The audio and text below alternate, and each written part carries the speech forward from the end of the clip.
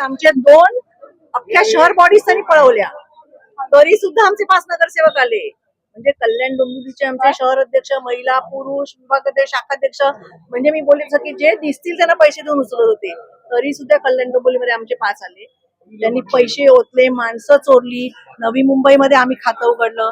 So मला खूप अभिमान आहे आणि आमची अशीच घोडदौड चालू राहील. पण ज्या पद्धतीचे आरोप प्रत्यारोप नवी मुंबईमध्ये पण बघितलं की सत्ताधाऱ्यांमधलेच 2 मंत्री एकमेकांवर आरोप प्रत्यारोप त्याचा काही अर्थ नसतो. ते निवडणुकीच्या फायदा वाटतंय. नाही फायदा नाही, ते त्यांचे स्वतः एकमेकांना मलाईन करतात. जसं आता अजित पवारांबद्दल पण ते बोलले की आमचे अजून आम्ही फाईली बंद केल्या नाहीये, आणि त्याच अजित पवारांना परत तुम्ही युतीमध्ये सत्तेत घेऊन बसता. म्हणजे कसं आहे माहितीये ना, लोकांनी डोळे उघडले पाहिजेत की जे लोक सत्तेधीश आहेत ते आता निवडणुकीच्या मध्ये एकमेकांबद्दल काय बोलत होते. म्हणजे तुमच्याकडे एकमेकांच्या बद्दल पुरावे आहेत, पण जोपर्यंत मी सत्ता उपभोगतोय तोपर्यंत मी तुझे काही पुरावे देणार नाही.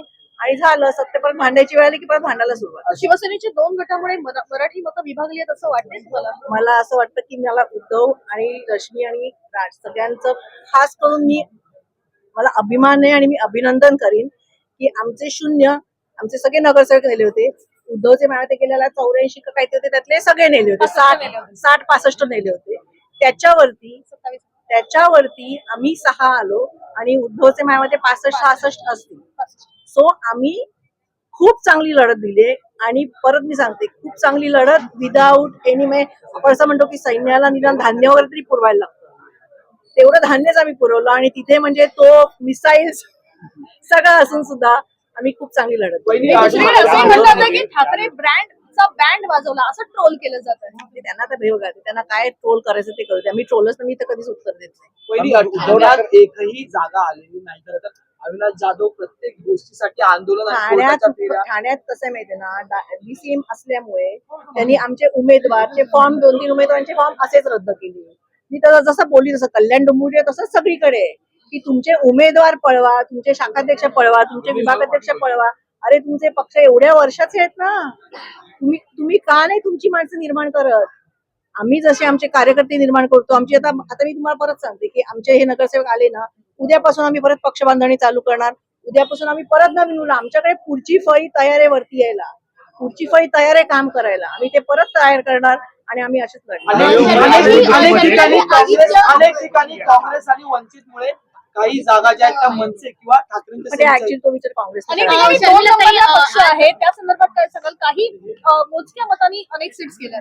तर मी बोलली तसं ना की कसं आहे की शेवटी आम्ही पैशाला त्यांच्या पुढे पडूच शकत नाही. तुम्ही पण बघत होतात की कमळाच्या पाकिटातनं शिंदे कमळाला पकडतायत, कमळ शिंदेना पकडतायत, ते अजित पवारना पकडतायत. म्हणजे 5-5, 10-10 हजार रुपये जर मतदारांना तुम्ही देत असाल तर तसे आम्हाला आणि आम्हाला करायचं पण नाही की आम्हाला काम करायचंय पुढचं, आम्हाला पैसे वाटून मतदान.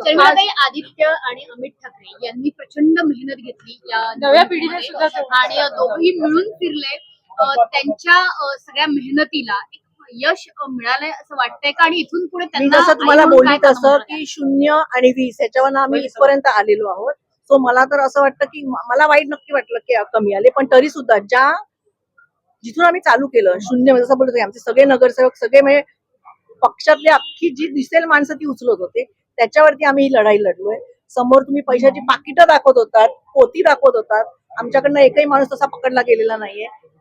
तशी आम्ही लढाई लढलेलो आहोत. सो मला त्या दोघांचाच नाही, सगळ्या आमच्या कार्यकर्त्यांचा अभिमान आहे की काहीही नसताना हातात ते लढलेत आणि जिंकून आले. साहेबांनी एक पोस्ट केलेली आहे ज्यात मराठीचा मुद्दा पुन्हा अधोरेखित केलाय, पण धनशक्ती आणि सत्ता शक्तीच्या विरोधात आपण लढलो याचा सुद्धा कार्यकर्त्यांना त्यांनी शुभेच्छा दिलेल्या. त्यावर ते बरोबर आहे. मत काय देणार मी साहेबांच्या कमेंटवरती? बरोबर आहे ते मत, मी ते व्हायरल करणार. सगळी बऱ्याच काळानं पायरीला गुलाल लागलाय घराच्या, तुम्हाला औक्षण करायला मिळालंय, खूप आनंद वाटला, खूप आनंद वाटला मला. औक्षण करण्यापेक्षा आमचे लोक निवडून आले, ते लोक आणि काम करून निवडून आले. मी प्रत्येकाला सांगितलं कारण मी प्रत्येकाच्या ठिकाणी कामाला जाते. असं नाही की आता निवडून आले म्हणून ते काम करतात, ते लोक बिचारे वर्षानुवर्ष काम करतात. सो ते निवडून आले म्हणून मला जास्त 20 वर्षानंतर ठाकरे एकत्र आले. ही निवडणूक महत्वाची होती. अनेकांनी म्हटलं की पहिलं भाषण कोण करेल यातनं वाद होतील. एकदाही कुठलाही वाद समोर आला नाही. घर जुळून आलीत, मन जुळून आलेत. आता मराठी माणसाने कौल सुद्धा दिलाय. इथून पुढे चांगलं आहे, इथून पुढे एकत्रच राहणार, इथून पुढेही आम्ही एकत्रच राहणार. आमचं कुटुंब पहिलं आणि नंतर सगळं नंतर.